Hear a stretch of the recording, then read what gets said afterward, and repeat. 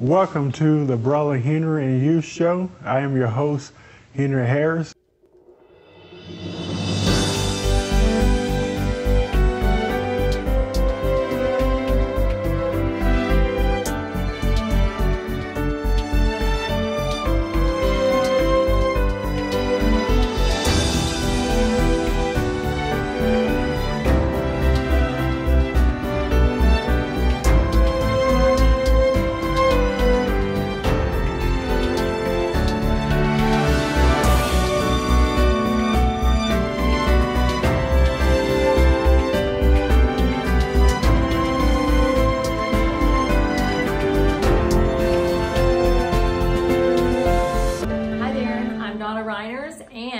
I'm Craig Reiners, Donna's husband.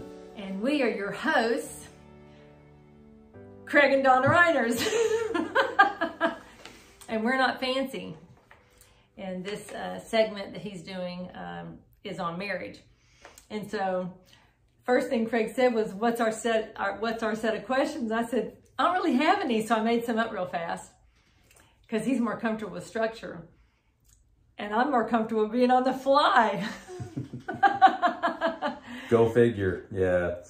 So how long have we been married, Mr. Reiners? We've been married long enough. We've been married long enough. No, we've been married about almost 20 years. 20 years in June. Mm-hmm. Yep. And is this our first or second marriage? For me, this is my second marriage. And this is my final marriage. That's right. And what would you say is our strongest struggle over 20 years? I think, personally, we struggle with working together sometimes.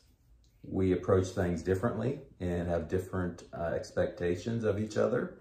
And sometimes that just ends up blowing up in our faces to the point where... You blow up? Me blow up? Where we walk, I walk out. Because I know it's like, sometimes it's better to walk away and not continue to let the fire burn. Keep adding fuel to the fire. And of course, my fuel is, dude, is you walking away, like run away and shut down? And he's like, I am not shutting down. I'm like, yes, you did. You just shut down. So maybe that makes me the instigator. So we don't have a plan. We're just going to talk because people don't do that. People come out with their perfect marriage and their perfect 1, 2, 3, 4, 5 questions and everything's awesome. And honestly, everything's not always awesome. And I wore my favorite shirt. I'm fine. Everything's just fine, even though it's distracting on camera. Because sometimes you just have to decide that everything's fine, that I'm fine, and everything's fine. Because at the end of the day, you can walk away. But then you get to start over with you all over again with somebody else when you're part of the problem. So we had, early on in our marriage, one of the things that happened with like my first marriage was that one of the struggles that I had was that I did not want to go see a counselor or get any help or assistance from somebody, and that until it was too late. And then it was too late. And then it was too late, and it became a real struggle trying to overcome something. So we, from the beginning, knew that we needed to, at time to time, it is important, or that it was good for us to go see a pastor. So I remember one of the times we went to see Pastor Bob, who is no longer with us. He has passed away, and he's the one who married us. Mm-hmm. And he was just so kind. He was like a spiritual dad, you know. And in our time to talk with him and share our lives with him, he confronted us both with things. And what was really interesting to me, what we discovered that, for us anyway, was that one of the things I said to him was like, you know, I'm no longer in ministry. And he's like, why aren't you in ministry? I said, because I found so much joy in it. And he's like, well, why did you lay it down? I said, because I don't want to have my joy in ministry and he just kind of laughed. He said, Donna, you need to have joy in what you do. If you don't have joy in what you do, why would you be doing it? I said, but, you know, in Christian circles, many times in religious circles, Christians will say, well, you just cannot find your joy in what you do.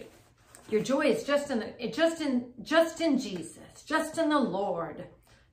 It's all about him. And we know it's all about him. My goodness gracious, you can't get up, brush your teeth without the Lord, you know? At least that's my belief. My faith is, my trust is, I know I'm nothing, but yet I'm everything because the Christ lives within me.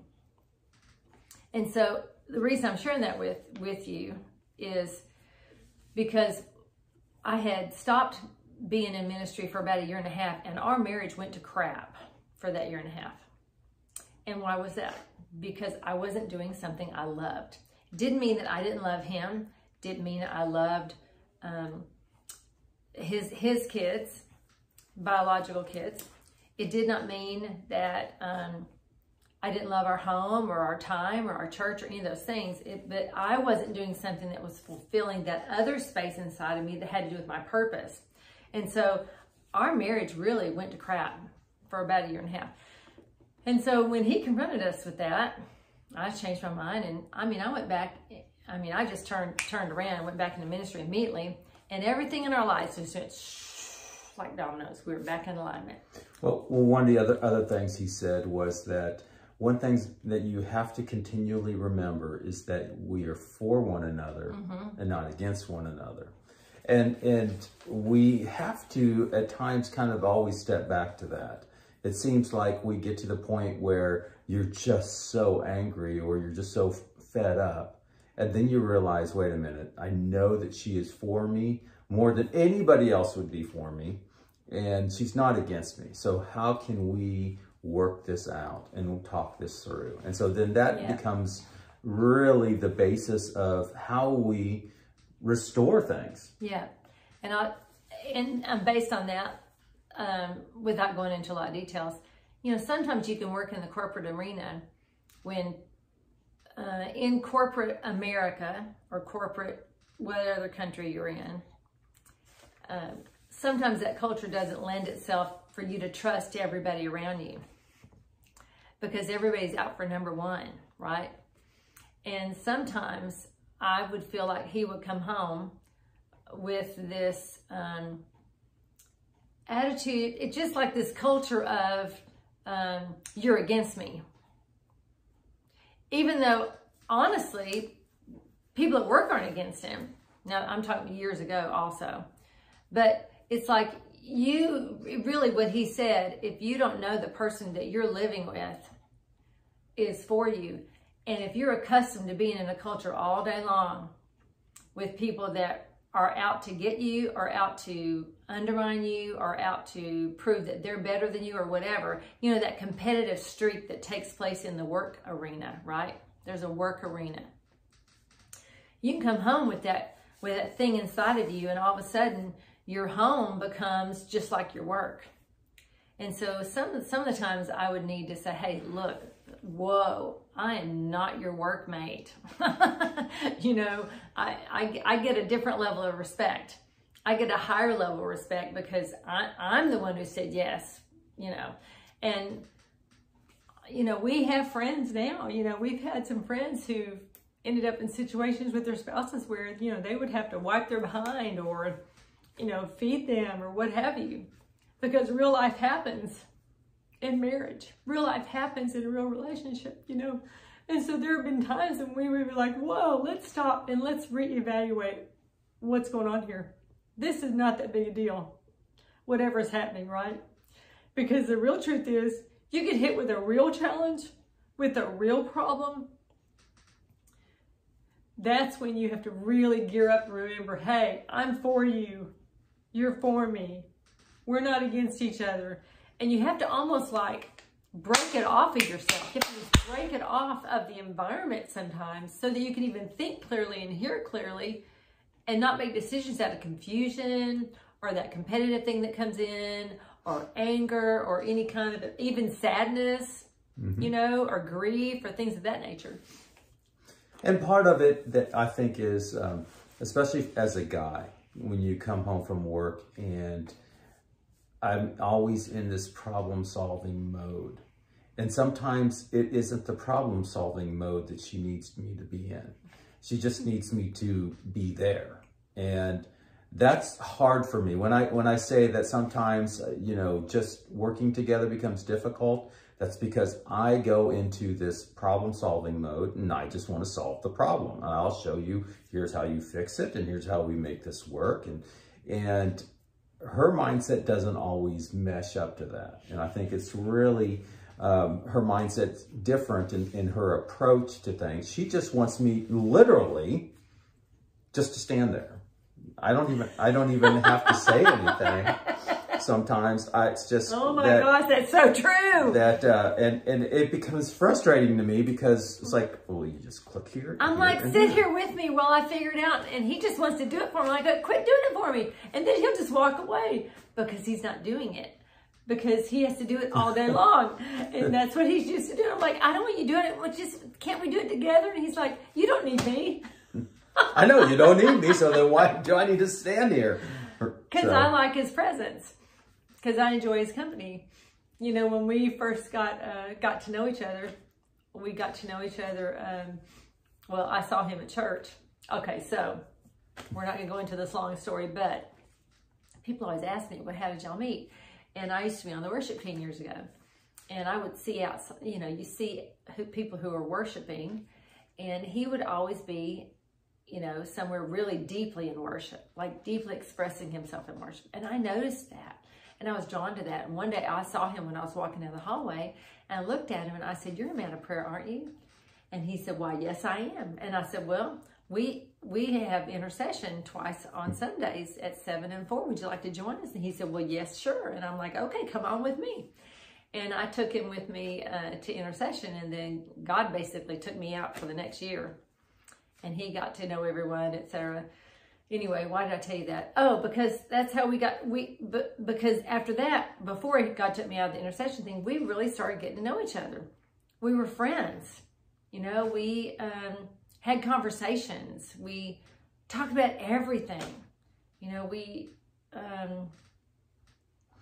just got to know each other, right? You just get to know somebody having conversation. And sometimes you feel after being married for a while that you've forgotten that part. And sometimes it's just because marriage becomes busy. You get busy in your day-to-day life, and you get complacent in just being there, and it becomes easy, right? Oh, I'm marriage is fine. Our marriage is fine. When she's crying out saying something's wrong. Where's our intimacy? Where's our time together? Where's our date nights together? Where's our time to just talk? Have conversation, you know? And then I think that's why I really looked forward to when we would just take long drives. You know, we just visited a family member who's not doing well. And she's in hospice.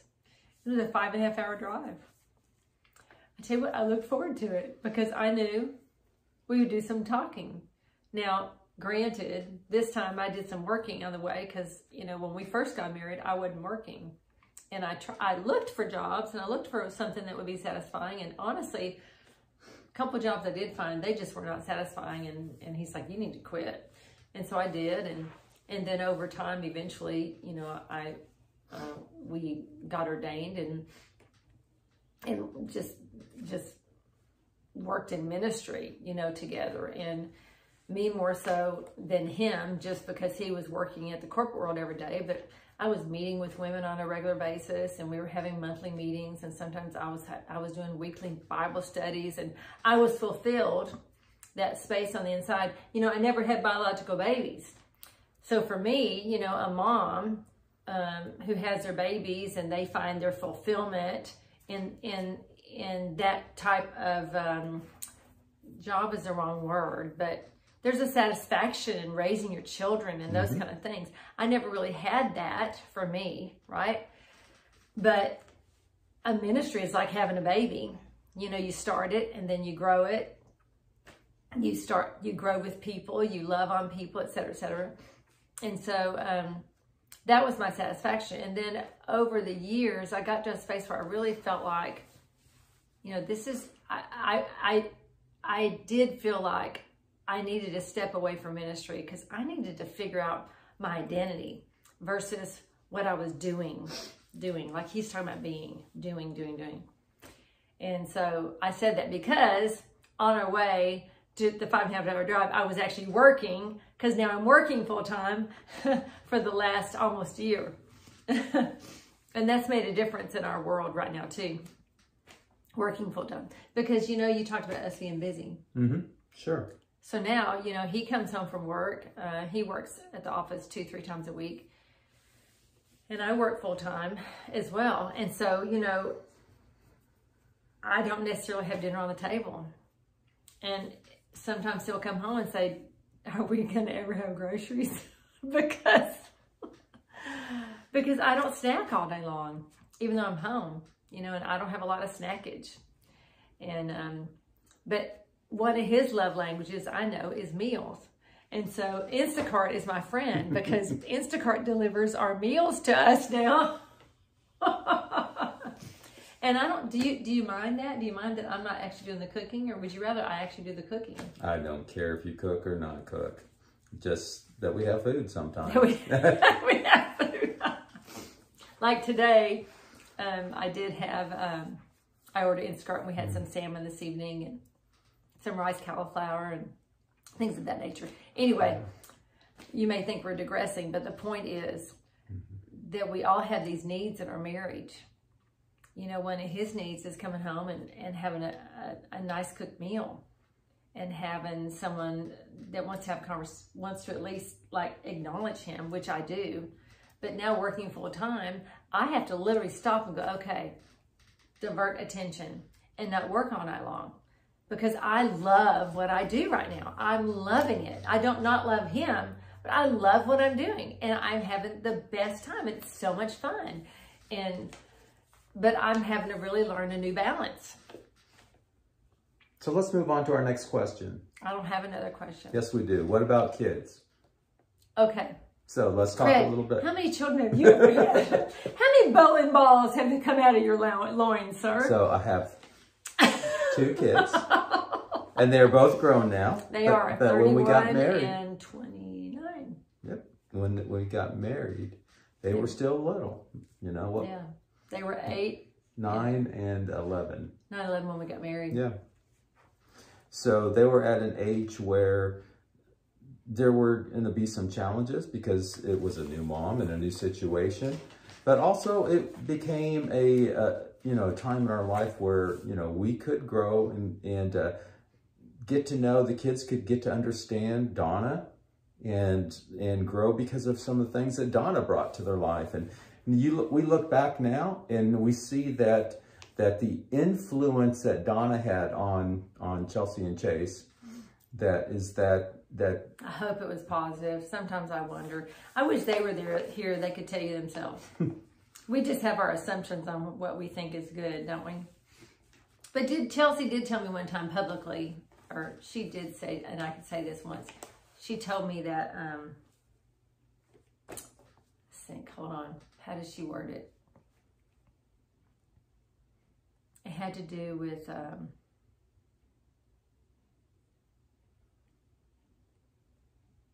you know, it'll come to me in a minute. I'm sorry.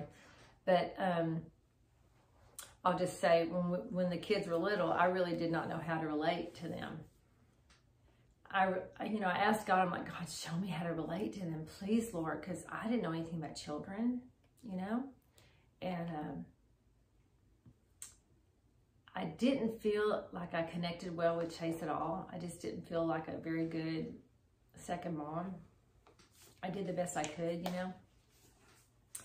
And with Chelsea, I feel like I connected a little bit more. I made intention with both of them. You know, one of the things I said to them early on was, you know, I gauged some of our mistakes as like let's say we're going to be late to school. And I'm like, and they're in a panic. I'm like, we don't do it. We're not late all the time. And in 5 years from now, is it going to matter that you were late from school that you were late to school today? is it really going to matter? Because to me, in my heart, you know, to me, it's more about the memory than it is about the exact perfection about our lives every day. Yeah. And you know, with the kids, as a parent, it's important that we basically raise our kids up. Like it says in the word, raise your kids up in the ways of the Lord, and they will not depart from them. Even though sometimes they go a long way around, or they will take a detour. And didn't we? And don't we sometimes? And don't we all? And but once they really started to see that the genuine faith that we walked out and who we really were as parents, you know, even though we may not have been perfect parents, we weren't, but we loved them. Still are. And still love them. And the thing of it is now we're able to have real conversations. Be in a relationship with them. You know, Chase our son calls me up, and he wants us to get together, and we go over and see our daughter and our grandson now. Yeah, and her husband, and we have a great time with them. So, you know, it's really, really good that, you know, as parents, that don't think you're messing up. Yeah. Just love your kids, love each other. Do the best you can. You know, and equip them as best you can, right? So that they can actually find their way as they get older. And remember that also, you know, when you're a brand new mom and a brand new dad, I'm sorry, but you do not have any clue what you're doing. Zero. I mean, you know, you want to act like you know what you're doing and you think it's all well, but honestly, none of us know what we're doing. We need to behave like we know what we're doing because we need our kids to grow up feeling secure, because they're not going to feel secure if you don't feel secure in your actions and that kind of thing. But the truth is that we're all just trying to figure it out. And by the time you figured it out, you've had some of your biggest fails with your kids. And I want to encourage you that, you know, now it's almost 20 years, you know, and there's some things I see and I go, wow, you know, that's a positive thing. And I know that I'm part of that positive thing. And I'll be honest with you, there's some things I'm like, whoa, that's a negative thing. And I'm pretty sure that's part of my negative that came into them, because 20 years ago, I was a different person than I am today, you know. Hopefully we're all maturing and growing and developing an area of love on the inside. It's all about the love. It's not about the perfection. And I know it seems like we're all over the map, and it may be that Henry decides not to even film it and not to even show this. And if so, well, there you go. But I want to just tell you that none of us are perfect. And it's all about developing the love of God inside of you. It's not about your perfect behavior. And that's one thing that in our marriage, I think that it helps us come back to that place of union, because we know, like you said, that we're for each other, you know, and you've got to believe that your kids are for you. And if they're not for you today, you got to believe that they'll be for you another day when they maybe pass through that valley of, I don't like you, or I don't care about you, or I want nothing to do with you, or I'm trying to find my way, or all those things where they separate from you because they're trying to figure out who they are, and they don't want the influence of anybody else around them while they're figuring out who they are, you know? And so those aren't negative things and bad things. So don't take those things personal. That's them finding out their way. That's them maturing and growing. Didn't you tell me a story once?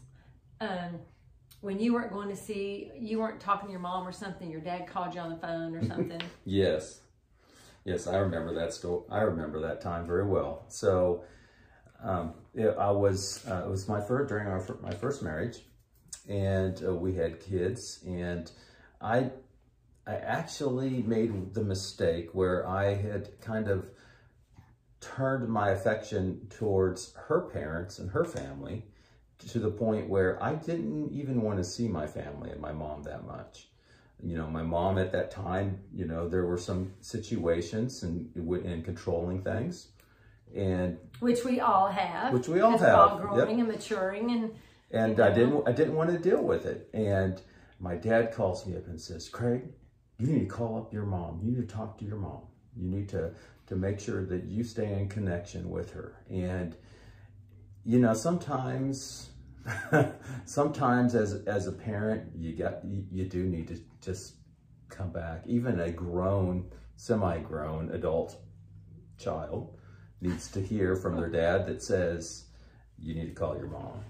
Yeah. You need to do the right thing. And sure enough, I needed to do the right thing. And through that time period, I was, you know, I reestablished my relationship with my dad and my mom, and to the point where we have a great relationship. We have a wonderful family. I had a wonderful family growing up experience. It's not like I had a terrible childhood. I had a wonderful childhood. And so thankful to grow up in a family with two loving parents. And they loved God. That loved God and pursued God. And they pursued a richer relationship with God, because you had told me they were Lutheran, and then they went to go to the Baptist church, and then they went to go to, you know, they were searching along the way for these giftings and this relationship, and they had a relationship with the Lord, but they wanted more. They wanted the more, and he grew up with that thing inside. Hey, there's more to God than meets the eye, you know? Absolutely. and the thing of it is especially growing up in a Christian home, after a while you think you know it all. And you think, well, I know the Bible, I know the Christian words to say and the songs and all that stuff. And then when my marriage crumbled, you know, Not this one. My first marriage, when it crumbled. We've had rocky, but we haven't crumbled. but what happened was I realized that I had stepped away from the faith that was planted in me. Yeah. And when that changed, when my mindset, and when that changed, everything started to fall back into place. Yeah. And God literally brought me full circles, 360 degrees, all the way back around, kind of almost back to college, where you were at the dorm director, back to college, but she's a dorm director at this point. I'm a grown adult. 20 years ago. And 20 years ago, and 21. We started all over again. Yeah. And this, you know, after standing for my marriage, after, you know, fighting for restoration, things came back to a place where... And you got restored. God restored it. God restored me and released me to move forward. And that's when Donna came into the picture, and our marriage came into play. So. And I had just been, were you in my life when my dad died? No, I was just right after. That was right afterwards. Yeah. So my dad had just passed when Craig and I got to know each other. And I'd also lost a real close friend as well in that same 6 months time frame. And I grew up, I didn't grow up with a great faith, honestly. I grew up with a mom who read books by what Christian authors say is, would be a false prophet and that kind of thing. Yet she came to know the Lord in a real deep way, reading one of those books that is deemed as off topic, because it talked about the blood of Christ and the sacrifice that Jesus had made on the cross. And she came to know the Lord. And then at 10, she introduced me to the Lord. And then my mom died when I was 18.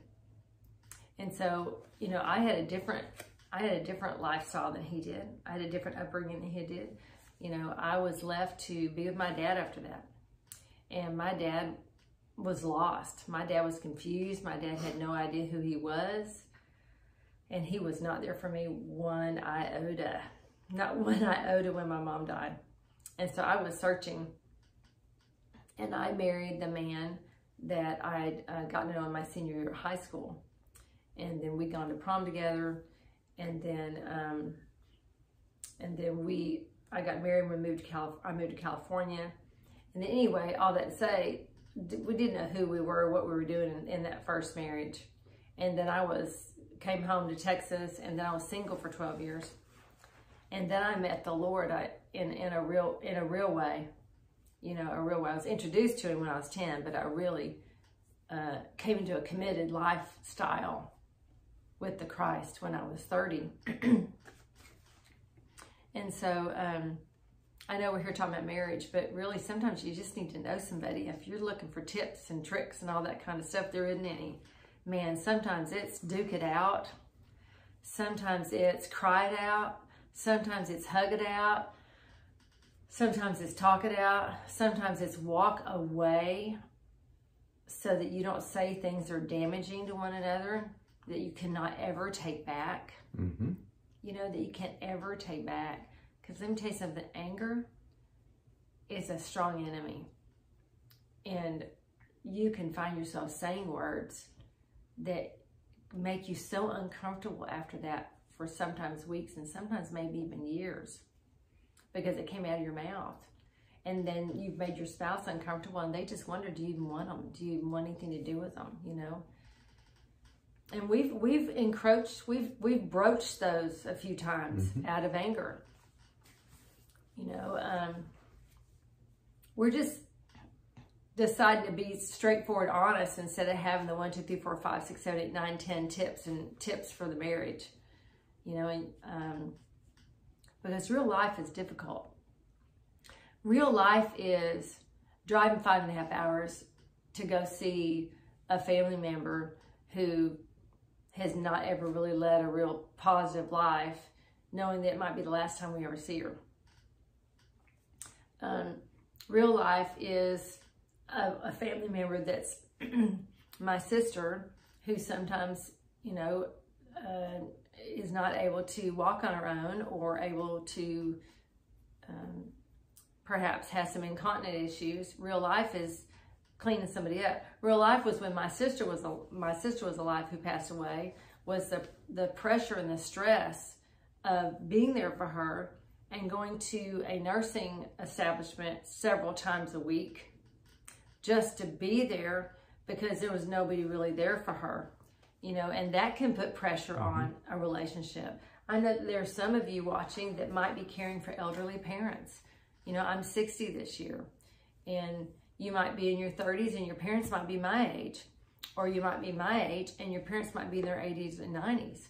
And those are pressures as well. But if you don't know that you're for each other, if you have not decided, like deep inside, that you are for your spouse, no matter what, then I'm telling you, when the real stuff happens and the real stuff hits, you won't know how to stand. You won't know how to handle the pressures of real life that come in. Mm-hmm.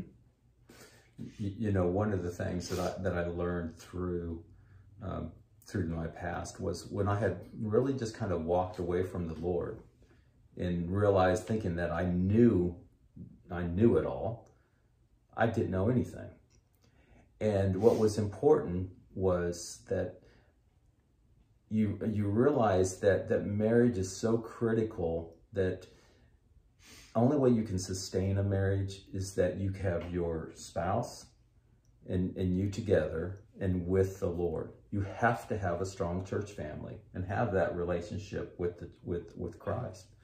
Because if we don't have that prayer time, which we sometimes fall down on. We don't always have the best prayer time or have been. Which really irritates the fire out of me, quite frankly, because when we first got married, it was all about intercession. I mean, heck, he asked me to marry him at the altar during intercession, guys, during prayer. And, you know, one thing is one of my, is it mantra, or when you have a saying of your own, one of the things I teach on frequently is your greatest strength is your greatest weakness. That they're the same. If you're, in our prayer life is one of our greatest strengths, the greatest strengths of our relationship, but it's also one of our greatest struggles. Yeah. Keep going. And that sometimes we don't keep up with that like we should. And that becomes actually a point where things start to fall apart. And see, I believe that having that commonality with the church is one of those places that you can always stand back on. You can always move back into. For instance, you get to a point sometimes in marriage, you don't even know each other anymore. One, you know, sometimes because you're busy. You're busy. It's either you're busy with work, busy with kids, busy dealing with situations, you know, dealing with family members, you know, and if you don't have that Missing commonality, Mm-hmm. if you don't have that one place of commonality that you can return to and re-stand on, and then have ability to have those connections, for instance, having Pastor Bob to talk to and Pastor Darren to talk to. I know, we miss Pastor Darren. Yeah. Pastor Darren was really... He was awesome. He was awesome.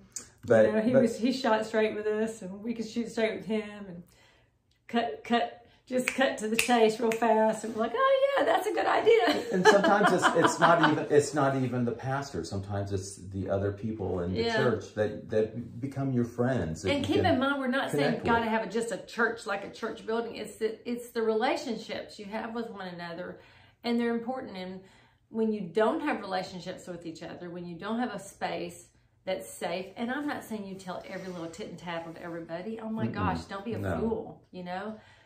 Don't turn a prayer time into a gossip. But it's helpful to have a community where you have a safe place to be with them. You know, because when you are totally alone and you have nobody to talk to, I'm talking to this person about him, he's talking to that person about me, so we can figure it. No, I'm talking about when we don't have a safe place where we can just be ourselves and share with one another. That can turn into dangerous water when all hell breaks loose and trouble hits your doorway. Yep, absolutely. So we've talked about having time together, right? We've talked about which we're not always good at. We're kind of giving you a peek into our closet. We've talked about kids and some of the challenges around kids, but establishing some good practices and demonstrating life in Christ in front of them, it changes everything in the future. It really does. But the other thing is this. Who you are today is not going to be who you are 10 years from now. That's what I remember Chelsea saying to me. Mm-hmm. I remember once telling her that I was so deeply sorry for how hard I'd come across. You know, they were young, but I didn't know anything about children. All I knew growing up was my way or the highway from my dad. That's all I knew. I didn't know any other way.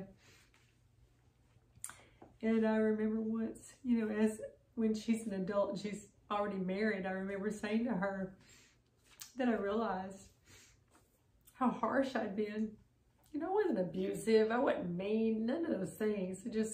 I recognized my heart was harsh because I didn't know what I was doing, and I felt so uncomfortable, and I didn't know how to be a second mom, you know.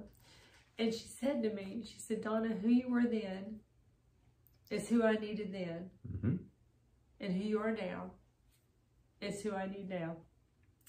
And that impacted me. And so I want to encourage you, who you are today is who you are.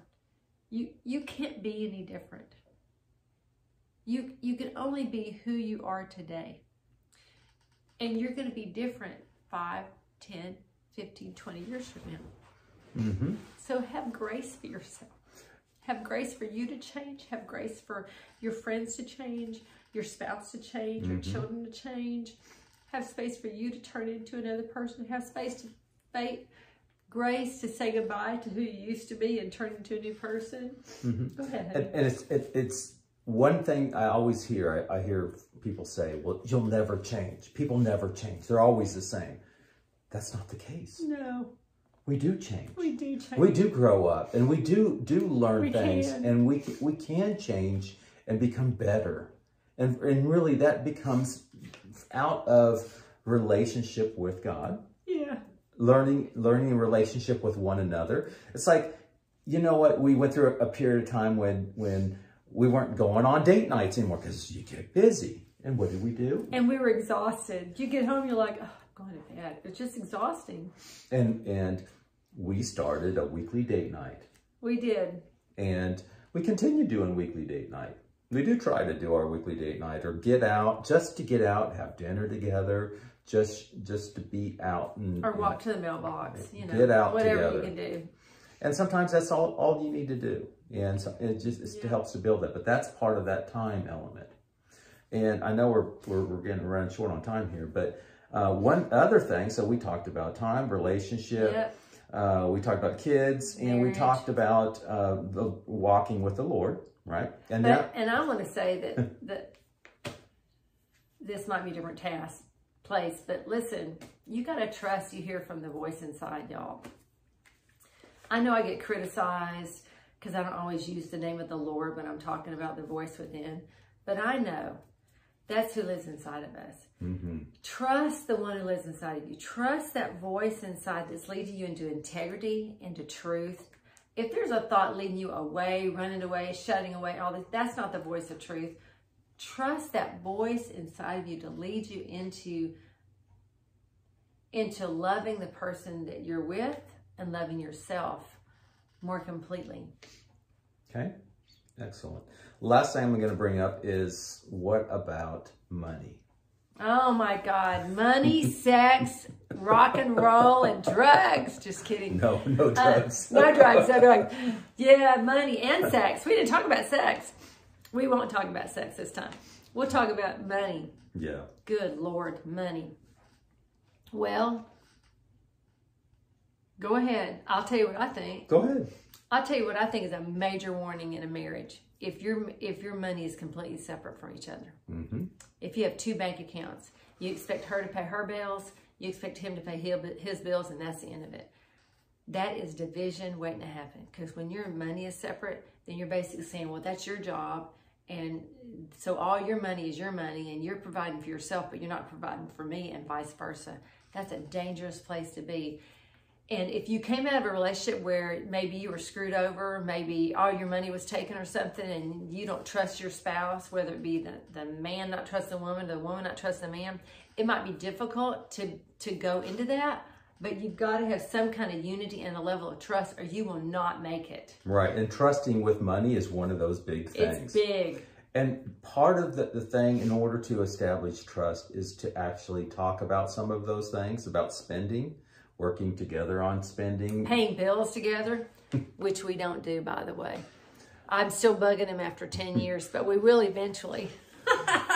Because he's so good at it. See, there's some things I do and he doesn't do, and something he does that I don't do. And that was partially because I had run into some of that before, where I kind of ignored that before.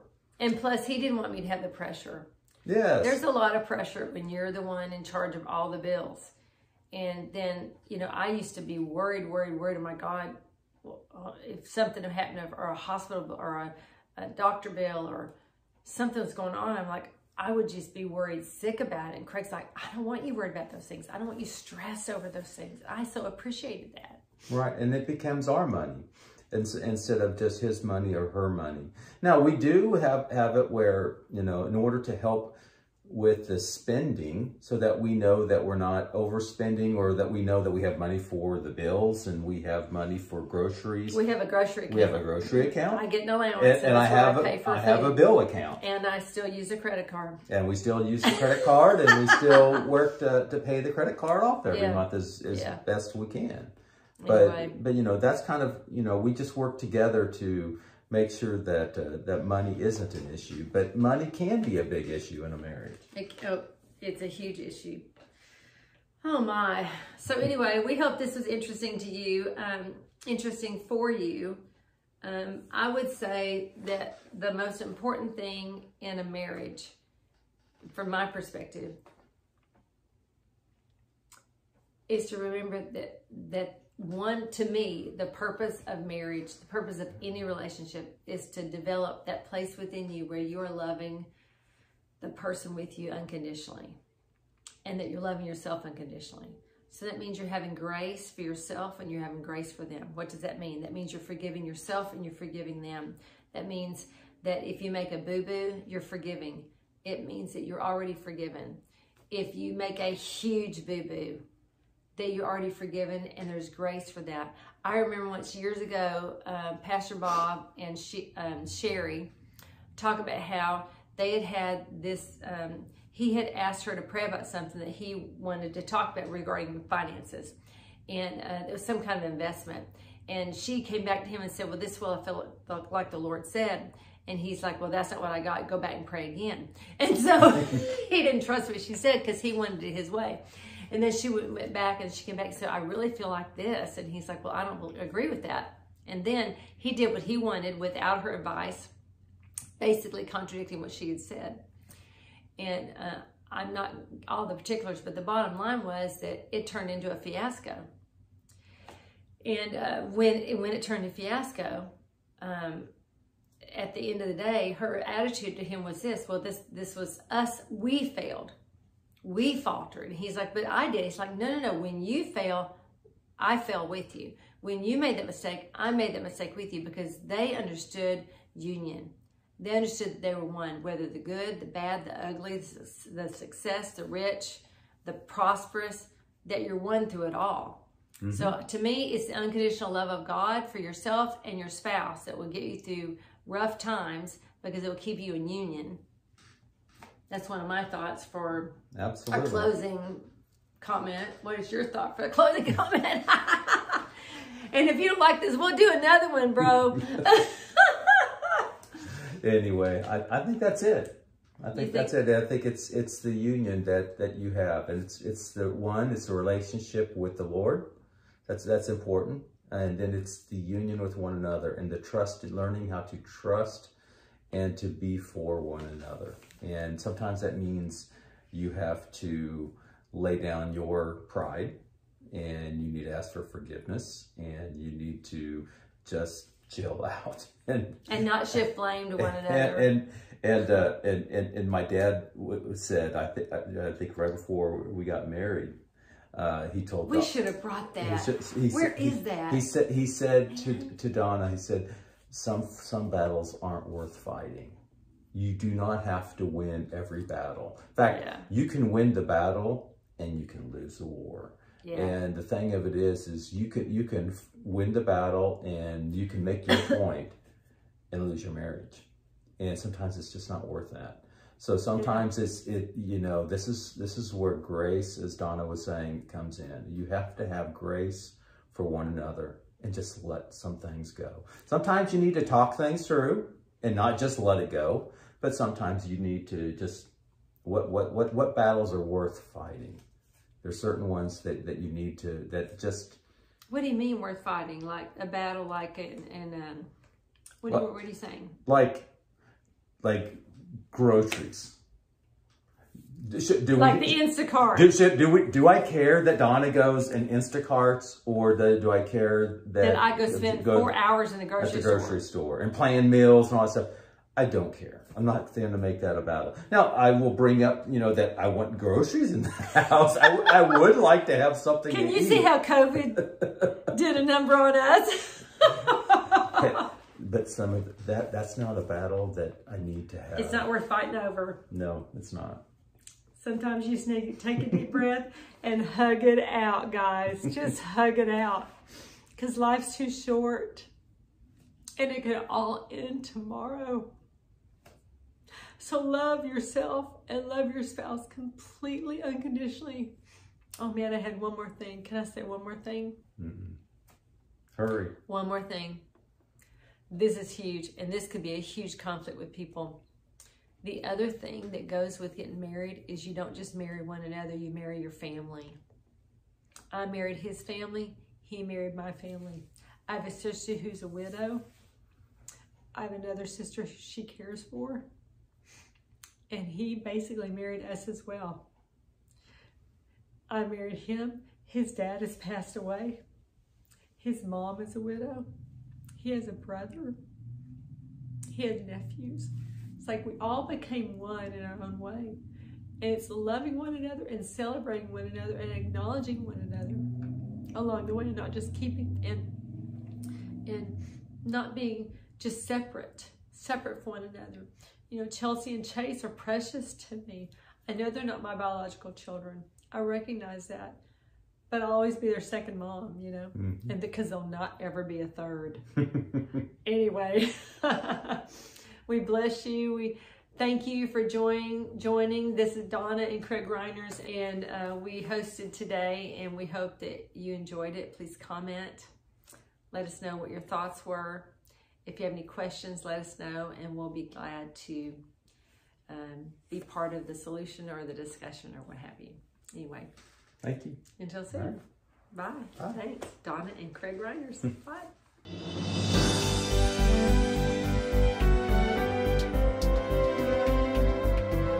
We hope you have enjoyed today's program. We want to connect with you. Visit us at facebook.com/The Brother Henry and You Show, or visit us on our YouTube channel at youtube.com/HenryHarris100.